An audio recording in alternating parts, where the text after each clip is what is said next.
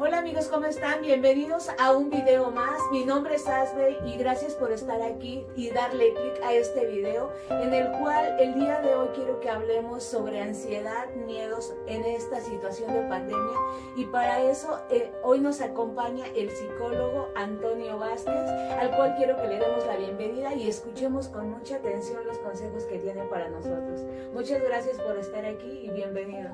Muchas gracias por la invitación.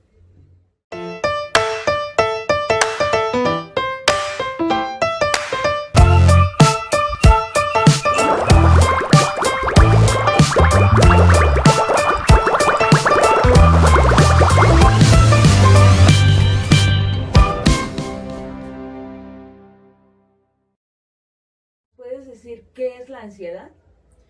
Bueno, básicamente la ansiedad se puede dividir en diferentes facetas, ¿no? Existe lo que es la ansiedad clínica, que básicamente es cuando una persona experimenta ciertos síntomas, ¿no? En primera empiezan lo que son los ataques de pánico, dolor en el pecho, la sensación de que se les va el aire, o por ejemplo esa sensación de huida o de enfrentar cierto peligro que es irracional. En términos psicoanalíticos, Sigmund Freud hablaba de la angustia, ¿no? Existe lo que es la angustia realista y la angustia pues que es irracional, ¿no? La angustia neurótica, que básicamente se refiere a esta parte que no es existente, digamos que en términos así tangibles, sino que existe únicamente en la mente de las personas. Podemos comenzar con esta definición de ansiedad. ¿Qué síntomas o cómo podemos darnos cuenta que tenemos ansiedad? Pues tal vez por tener presión en el pecho, o si por ejemplo son personas que tal vez hayan tenido a lo mejor este tipo de ataques de pánico, a personas que tal vez hayan sentido la sensación de huida, o por ejemplo a algunas personas les pasa que en lugar de sentir la sensación de que les va a pasar algo muy malo, tienen la necesidad así como psicológica de hacerle daño a alguien.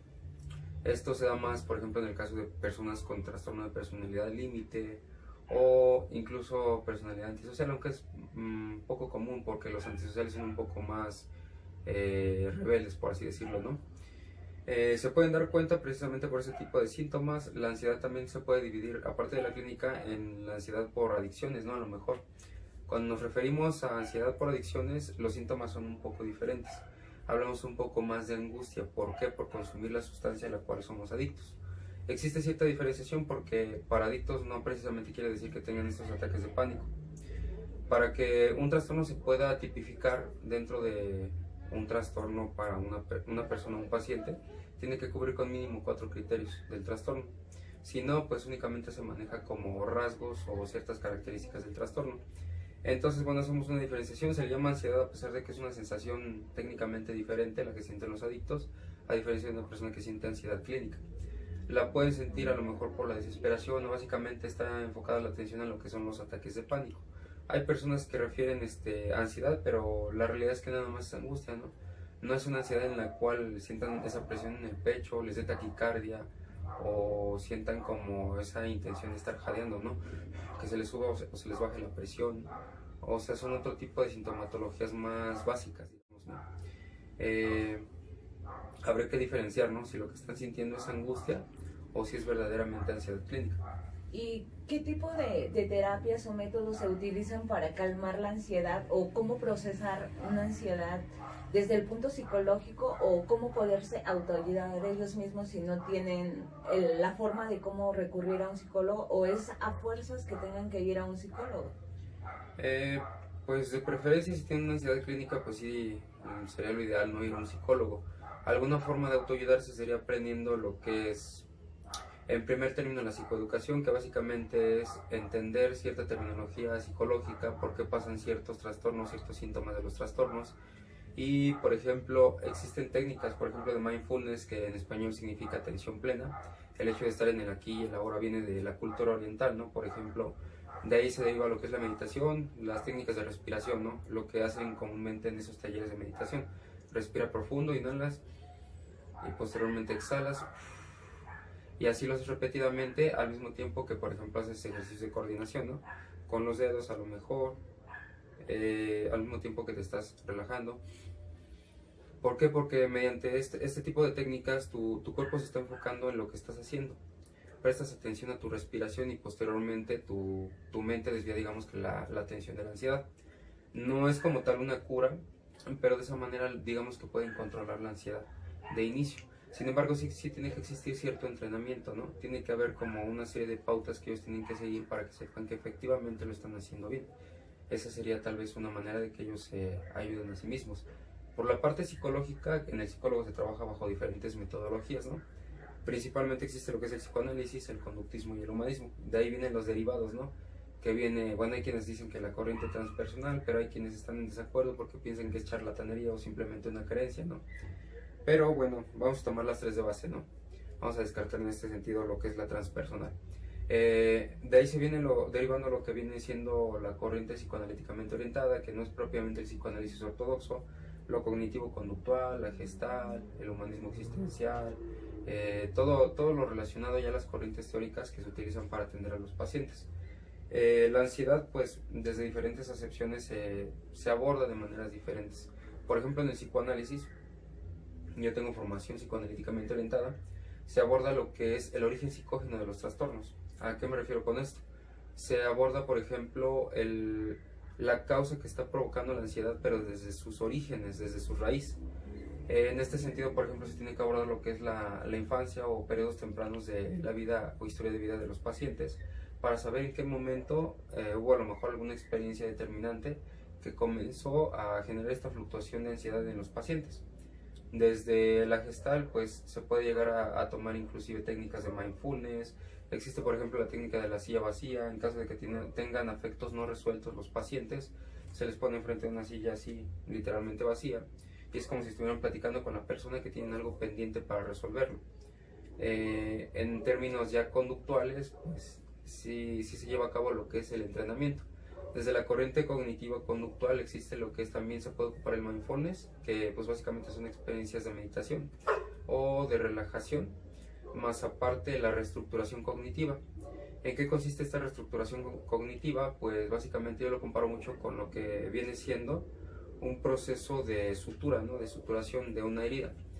¿Qué pasa cuando tenemos una herida física, ¿no? La herida física, si no la cuidamos bien, se puede infectar, y cuando se infecta, ¿qué pasa cuando la tocamos? Duele, ¿no? Entonces lo mismo pasa con las emociones, pero a diferencia de lo físico, las emociones no se pueden ver. Cuando tenemos una herida emocional, se puede ver que duele, pero únicamente cuando, digamos que de pronto tú tratas de acercarte a una persona y esta persona se defiende, ¿no? No se deja como tocar emocionalmente y reacciona de forma impulsiva, violenta, agresiva, ¿no? Eso quiere decir que existe un daño, ¿no? Que a lo mejor no ha sido tratado. Entonces, en términos médicos, para llegar a la comparación, primero se hace una limpieza interna, se hace lo que viene siendo una desinfección, posteriormente se desinfecta lo que viene siendo la herida mediante lo que es, por ejemplo, alcohol, no sé, los líquidos que se utilizan comúnmente, ¿no? Cuando se hace una sutura. Posteriormente ya viene lo que es la sutura, el cosimiento, y posteriormente cierra, ¿no? Y queda la cicatriz completamente normal. Es comparable con lo psicológico. ¿Por qué? Porque cuando ya podemos aliviar, digamos, que esa pus que viene de ya de tiempo atrás, que ya se infectó esa herida, digámoslo así, el paciente comienza ya, o la persona en cuestión comienza ya, digamos, que a bajar la guardia, ya no le empieza a dejar de afectar ese tipo de cosas, ¿no? Que le afectaban anteriormente. Y desaparecen los síntomas, puede llegar a desaparecer lo que son los síntomas de ansiedad, pero bueno, estoy hablando de procedimientos un poco más profundos. La reestructuración cognitiva, pues básicamente tiene que ver con esta parte a lo mejor de suturar y resignificar lo que sucedió en nuestro pasado, para poder llevar a cabo un cambio de pensamientos, y se insertan lo que son pensamientos positivos para que funcionen. ¿Por qué? Porque los pensamientos tienen más poder del que nosotros creemos. Por ejemplo, cuando tú escuchas música que es triste, pues tu estado de ánimo también decae. Escuchas música que te activa, pues tu estado de ánimo también va a estar hasta arriba, ¿no? Lo mismo pasa con los pensamientos. Si tú te programas, tienes una programación mental de que te va a pasar algo muy malo, te estás repitiendo constantemente eso, pues tú mismo vas a generar más pensamientos que te van a responder a ese antecedente de otros pensamientos que ya te están preparando algo negativo. De ahí viene la ansiedad. De hecho, las personas cuando llegan a tener ansiedad piensan que les va a suceder algo malo, que se van a morir o que a lo mejor van a chocar Y en ocasiones sí se debe a experiencias traumáticas, a lo mejor también chocaron en el pasado, o a lo mejor es una angustia irracional, como le dice Sigmund Freud. Pero bueno, todo esto desde el punto de vista psicológico, ¿no? Existen diferentes corrientes mediante las cuales los psicólogos atienden a los pacientes. El índice de efectividad pues tiene que ver más que nada con el compromiso que tenga tanto paciente como psicólogo, que se haga un buen rapport, como nosotros le llamamos. El rapport viene siendo el establecimiento de la ruptura del hielo, es cuando se agarra confianza el paciente con el psicólogo, ¿no? Después de esta confianza ya posteriormente se lleva un trabajo terapéutico en el cual si la confianza fue bien establecida desde el principio es como una casa, ¿no? Si están bien los cimientos, pues ya posteriormente la casa va a ser terminada con un buen material o buenos cimientos, valga la redundancia, ¿no? De esta misma manera, independientemente de la corriente teórica o terapéutica que se utilice para atender a un paciente, pues puede llegar a tener ciertas herramientas socioemocionales el paciente para que pueda gestionar lo que son mejor sus emociones. En ocasiones la ansiedad no desaparece, siempre va a estar presente en toda la vida, pero sí es controlable, por medio de estas técnicas de mindfulness, lo que te comentaba, ¿no? Que es como lo más cercano o lo que más se hace por lo regular para poder gestionar este tipo de sintomatología. Por ejemplo, en este caso, ahorita con esta crisis que estamos pasando de la pandemia, muchas personas nunca en su vida habían tenido ansiedad, pero el encierro, la cuestión económica, laboral o los hijos o miles de factores han hecho que tengan ansiedad en estos momentos. Entonces, ese tipo de ansiedad que no viene desde antes ni de factores que ya hayan tenido como marcados, en este momento, ¿cómo podemos calmar esa ansiedad o cómo se clasifica esa ansiedad? O sea, ¿tiene que llevar un tratamiento o simplemente con tranquilidad, con terapias pequeñas se puede llegar a liberarse un poco de esta ansiedad? Sí, sí se puede, pero bueno, entra lo mismo que te comentaba, no tiene que existir como cierto entrenamiento, ¿no? La idea sería como que sigan ciertas pautas para que puedan llevar a cabo lo que es el mindfulness o la relajación, que tengan, digamos, que las estrategias conductuales para que puedan llegar a esa estabilidad emocional. ¿Por qué? Porque a veces se debe a pensamientos irracionales, ¿no? Lo que te comentaba de la angustia irracional. Los pacientes, bueno, más bien las personas, tienden a pensar que porque tal vez se murió el vecino, pues híjole, ya me va a dar COVID a mí, ¿no? Les va a pasar lo mismo, ¿no? Entonces, esta situación ya tiende como a ser una especie de angustia irracional o neurótica mediante la cual tienden a exagerar la situación, ¿no? Tal vez incluso sus defensas son un poco más grandes, a lo mejor hay quienes incluso se dicen, ¿no? Yo no soy médico, no puedo asegurar esto, se tiene que tomar así como con pinzas, ¿no? Pero se dice que hay personas que pueden ser portadoras del virus y no les pasa absolutamente nada, ¿no? Sin embargo, simplemente se espantan, ¿no? Sí he conocido personas que en ocasiones sí están así como tan paniqueadas, o sea que no salen ni siquiera de sus casas, ¿no? O se enojan, ¿no? Por ejemplo, en mi caso, pues yo tengo que salir de mi hogar, tengo que trabajar en campo porque también soy vendedor. Sin embargo, platicando con una colega que es de Argentina, por Messenger, por Facebook, ella hasta se enojó, ¿no? Cuando le platiqué esto. Que salía, ella también es psicóloga, pero está muy angustiada, ¿no? O sea, por esta situación.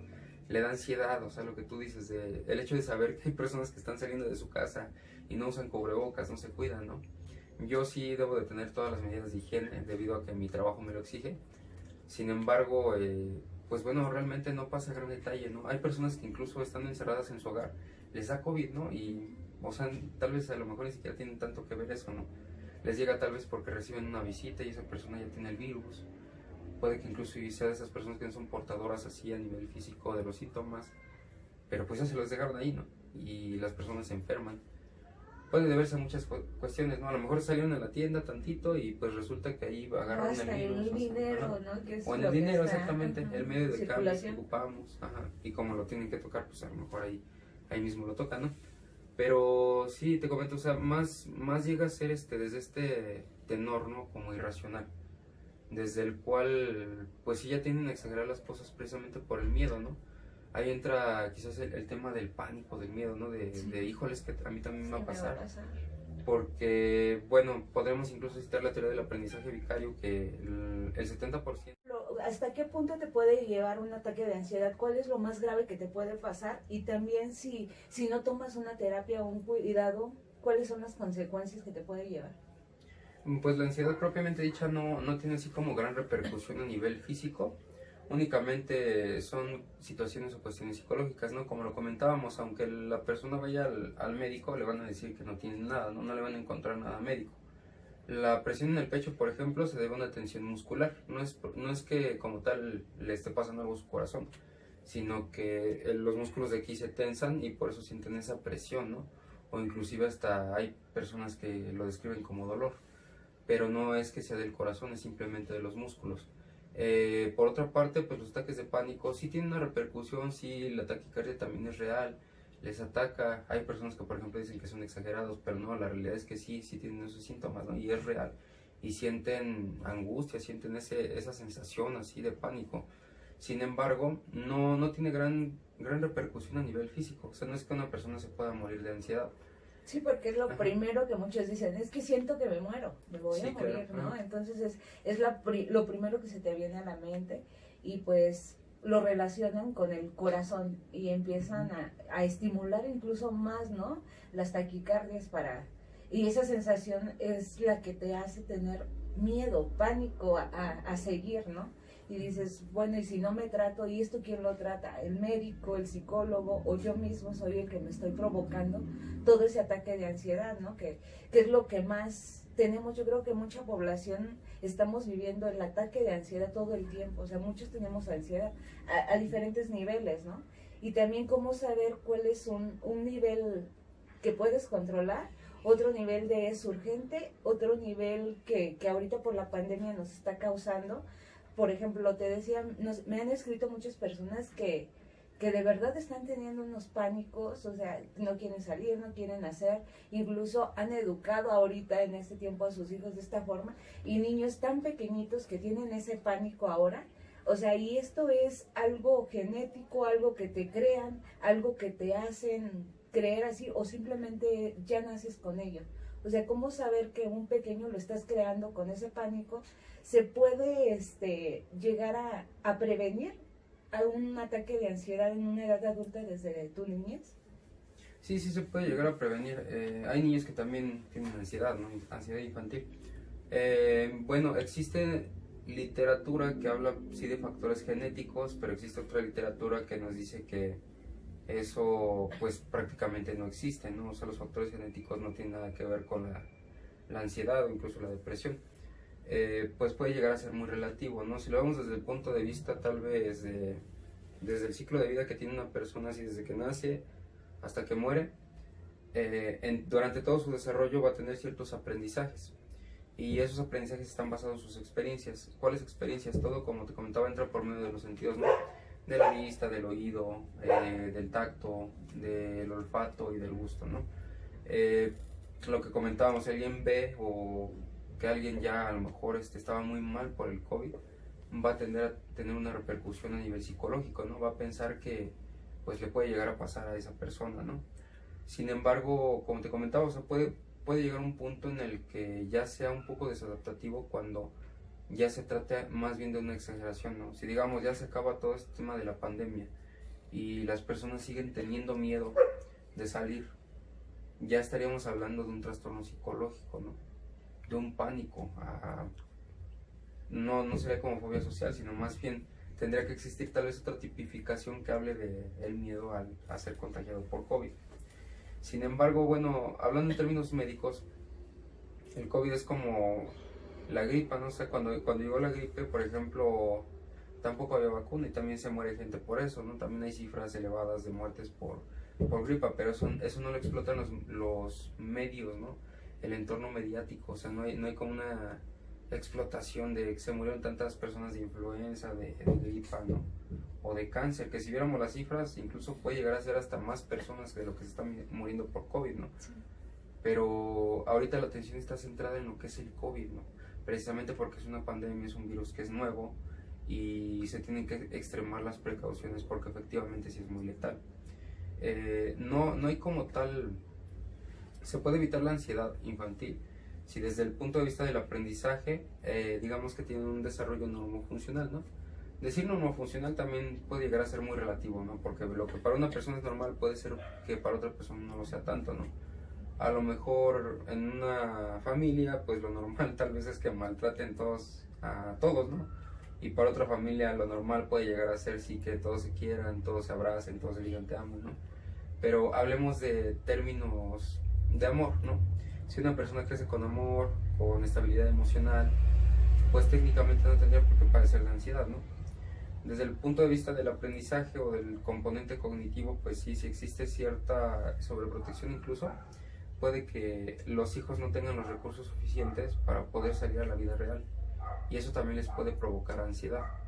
Existen diferentes casos, por ejemplo, hay personas que con el dinero, como el dinero representa seguridad para ellos, en el momento en el que pierden esta estabilidad económica, les comienza a dar ansiedad precisamente porque es como una especie de caída para ellos, ¿no?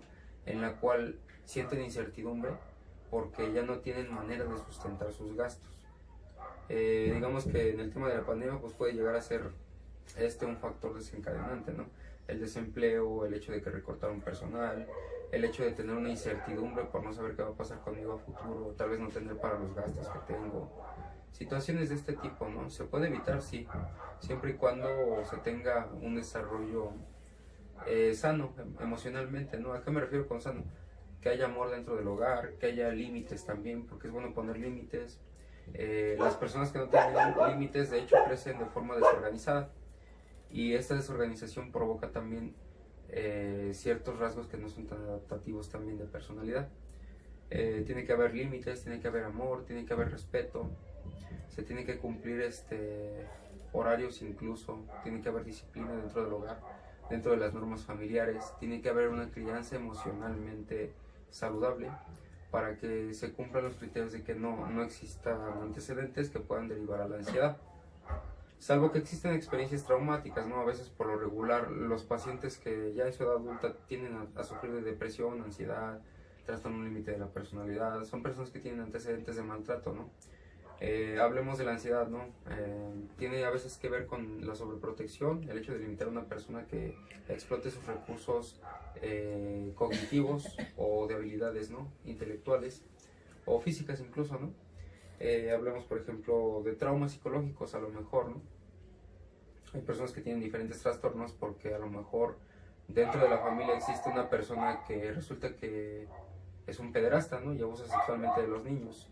O tal vez papá y mamá se agarran a golpes y todo eso se grapa en el cerebro de la persona. Y por eso, por ejemplo, hay personas que les da ataques de ansiedad, ataques de ira, porque tienen esa respuesta que es una respuesta adaptativa, ¿no? Es una respuesta animal, digamos, ¿no? De supervivencia. ¿Por qué? Porque la ansiedad trata de decirnos algo, ¿no? Que algo está mal, que algo nos puede llegar a suceder, aunque sea una angustia irreal, aunque sea neurótica. Y lo que hace el cuerpo es prepararse para la huida o para enfrentar la situación. Entonces, si una persona ya tiene experiencias que la prepararon de alguna forma de esta manera, la ansiedad es como una sensación que se despierta por componentes externos en la realidad. A lo mejor papá y mamá se peleaban cuando era niño, pero se agarraban a golpes y se dejaban hasta sangrando, ¿no? Entonces, si yo voy pasando en la calle y veo a dos señores que están peleando y se están golpeando y ahí están sus hijos, puede que yo tenga un ataque de ansiedad, porque los componentes externos de percepción por medio de la vista están entrando a mi cerebro, y el componente cognitivo me está diciendo que tengo que protegerme. Existen componentes cognitivos que desencadenan respuestas psicológicas y emocionales en las personas de esta manera. Entonces, ¿cómo se puede prevenir? Pues teniendo un desarrollo, el desarrollo ideal, ¿no? Lo que te comentaba, o sea, un ambiente sano emocionalmente, límites, reglas que se tengan que respetar, respeto entre los familiares, y de esta forma una persona pues nunca va a estar de alguna manera afectada emocionalmente, ¿no? Y algunos, por ejemplo, cinco rasgos que nos puedan hacer ver que estamos pasando por una ansiedad para poder pedir ayuda. ¿Cómo nos podemos dar cuenta? Cinco rasgos que nos puedan ayudar. Para una ansiedad clínica, primeramente pues puede ser la presión en el pecho. Segundo, presencia de taquicardias. Tercero, los ataques de pánico, cuando nos desesperamos y empezamos a jadear, ¿no? A jalar aire, sentimos que algo muy malo va a pasar, que ese será el cuarto. La sensación de que algo muy malo nos va a pasar, a lo mejor morirnos, lo que decías, ¿no? Hay personas que sienten que se van a morir porque sienten algo en el pecho. Y pues tal vez incluso esta sensación de vómito, ¿no? Hay personas que literalmente también vomitan, ¿no? Porque también se les revuelve el estómago, precisamente por esta reacción de supervivencia. Es una sensación así como de impotencia, coraje, rabia, ¿no? Y tristeza combinada, y hay personas que vomitan. La ansiedad puede llevar esos síntomas, ¿no? Serían esos 5 síntomas, ¿no?, que se pudieran ver reflejados para que una persona diga, pues sí tengo ansiedad, ¿no? Me está pasando cada una de esas cosas. Para que detecten y puedan analizarse y poder pedir ayuda. Y lo recomendable es una terapia psicológica donde, ¿a qué médico tienen que asistir cuando sientan ese tipo de problemas o que sientan que tienen esos cinco trastornos, ¿cómo se le podría llamar? Digamos, Señales. Señales, Cinco señales, ¿a dónde tendrían que pedir ayuda o a quién tendrían que pedir ayuda? Pues sí, directamente un psicólogo, depende de la gravedad, ¿no? O sea, el psicólogo obviamente tiene que evaluar, ¿no? Hablamos de una ansiedad clínica con esos 5 síntomas, podemos partir de ahí. Sin embargo, también la recurrencia a través del tiempo, ¿no? Si, por ejemplo, tengo ataques de pánico o ansiedad, a lo mejor una vez por semana, una vez cada 15 días, una vez cada mes, una vez cada 3 meses, no hay como gran relevancia, no se puede atender psicológicamente a una persona. Pero si es algo que me incapacita o me imposibilita ya incluso a desarrollar mis actividades diarias, mi rutina diaria, entonces sí ya estamos hablando de que tiene que existir medicación. Tiene que haber ansiolíticos, tiene que haber una regulación para evitar este tipo de situaciones. O por ejemplo en el caso de las personas que sienten ansiedad y en vez de tener una respuesta de huida, tienen una respuesta de ataque, de agresión, como en el caso del trastorno límite de la personalidad, que tienden a tener respuestas violentas, ataques pero de ira, y tienden a tratar de golpearse ellos mismos o hacerse daño a ellos o a otros, ¿no? Cuando ya es algo que implica peligro para la salud física de él o de otra persona, ahí sí ya tiene que existir medicación, ¿no? Sin embargo, mientras no afecte tanto esta situación para la rutina de día a día de una persona, pues no hay como gran detalle, tendría que acudir al psicólogo, ¿no? Tendrían que buscar un especialista que sea de su agrado. Es importante que sepan que están en su derecho de que pueden elegir con quién sí ir y con quién no. Pueden preguntar incluso si el psicólogo es titulado, si tiene cédula, si tiene maestría en psicología clínica, si verdaderamente es especializado, o los casos a lo mejor que ha atendido, cómo le puede comprobar que verdaderamente tiene la expertise para poderlo atender, ¿no? Los pacientes están completamente en su derecho de preguntar y de ser un poco delimitantes en esto. ¿Por qué? Porque tampoco se van a dejar atender por cualquier psicólogo, ¿no? Si van por ansiedad y les recetan flores de Bach, bueno, técnicamente no existe así como tal un estudio, por ejemplo, para este tema, pero muchos psicólogos están peleados con el tema, ¿no? A lo mejor para algunos pacientes funciona como placebo, ¿no?, que es la conclusión a la que llegan, ¿no?, cuando decimos que la psicología es algo más profundo, más extenso. Yo desconozco la verdad, ¿no? No conozco si verdaderamente las flores de Bach son efectivas o no, así que no las puedo criticar, ¿no? Pero dentro de lo que yo he escuchado entre otros colegas, pues no están de acuerdo. Entonces tiene que haber sí una especie de monitoreo por parte del paciente para saber que efectivamente el tratamiento que les van a brindar es profesional y va a ser efectivo. No pueden ir con una persona que les lea las cartas, por ejemplo, y que les digan que los astros están en Júpiter y por eso ya el día de mañana se les va a quitar la ansiedad, porque no es cierto, ¿no? O sea, a lo mejor sí van a decir, ay, sí se me quitó hoy, ¿no? Pero resulta que la semana que viene, pues otra vez le dan muchos ataques de ansiedad, de lunes a viernes, ¿no? Y ahí vuelve a recaer, ¿no? O sea, si alguien le dice, porque le dijeron las cartas que dejara el medicamento, ahí ya estaríamos recurriendo a una mala praxis de la psicología. Entonces tendrían que recurrir, en caso de que no altere tanto sus actividades, al psicólogo y a un psiquiatra, en caso de que sí ya sea tan imposibilitante la ansiedad, que ya no puedan llevar a cabo sus tareas diarias con normofuncionalidad, digamos, ¿no? Sí, más recurrente. Porque también se ha dado el caso que ahorita están aprovechando esta situación para decir, o ellos mismos se analizan y dicen, es que yo tengo ansiedad, ¿no? Y a veces confundimos la ansiedad quizás hasta con un antojo, ¿no? Tengo un antojo y quiero una ansiedad de comer algo. Entonces también han llegado esa situación de decir, es que no, tengo ansiedad de querer salir, ansiedad de querer comprar, ansiedad de gastar, de salir a una vida que por el momento no estamos cambiando un poco, ¿no? Entonces también para que puedan saber quiénes sí están padeciendo una ansiedad y quiénes no, y también no se acomplejen por tanta idea que tienen, cuando en realidad no está el problema. Entonces, Por eso era importante hablar este tema y decir los puntos y decir quizá los síntomas que pueden sentir para que tengan como que la clave exacta de decir si tengo ansiedad, necesito ayuda psicológica, o no tengo ansiedad, solamente es a lo mejor el miedo, ¿no? Por eso tocamos el punto del miedo, hasta qué nivel nos puede llevar, ¿no? También el miedo, y de decir, ¿no? Pedir ayuda. Y bueno, no sé con qué te gustaría cerrar este tema, dejar algo claro, algo clave que les pueda funcionar a las personas que están viviendo por esta situación, a esta pandemia que nos está llenando de muchos trastornos y situaciones que a veces creemos que son los correctos o incorrectos.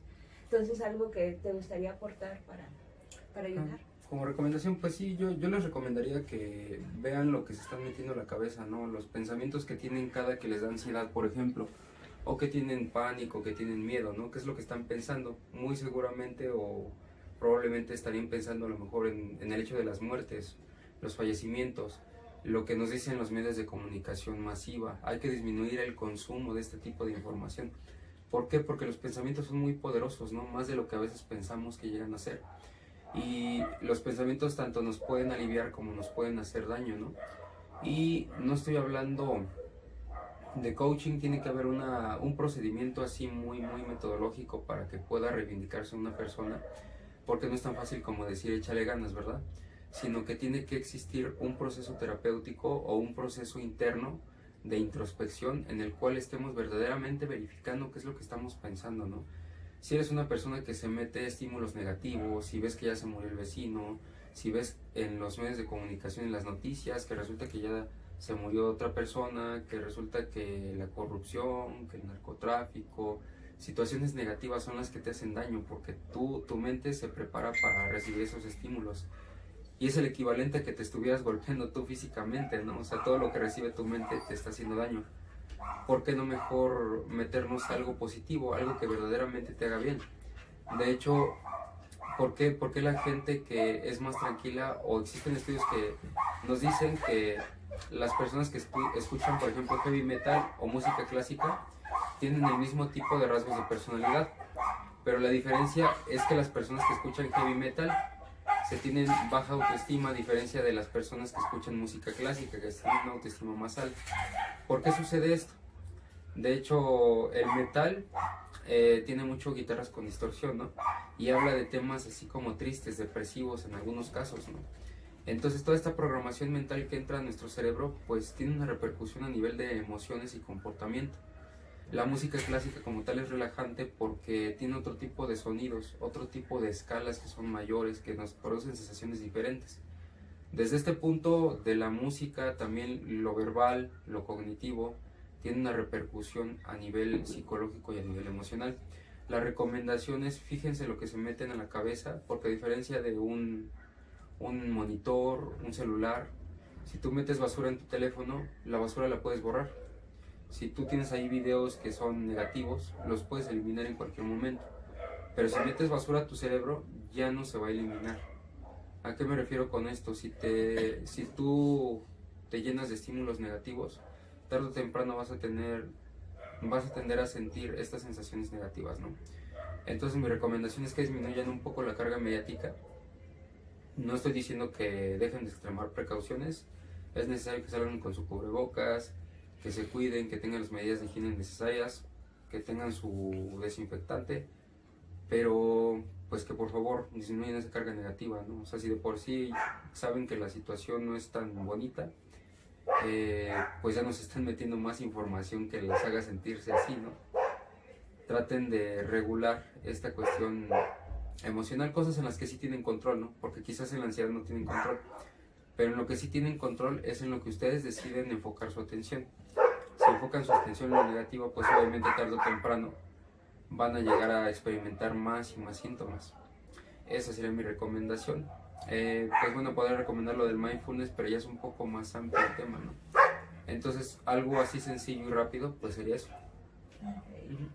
Y bueno, amigos, eso es todo por el video del día de hoy. Les agradezco y espero que con esto tengan un panorama más grande en el cual puedan observar que no todo es malo, que hay soluciones, que si tienes ataques de ansiedad, hay formas de cómo cuidarte, de cómo curar, a quién acudir.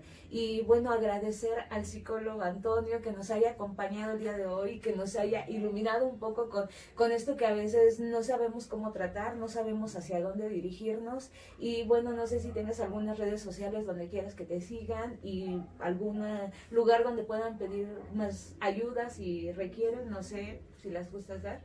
Sí, si gustan, me pueden seguir en Facebook, no es página, es perfil personal, así literalmente SIC Antonio Vázquez, o pueden seguir mi página que se llama Sialap con PS, PSIALAP.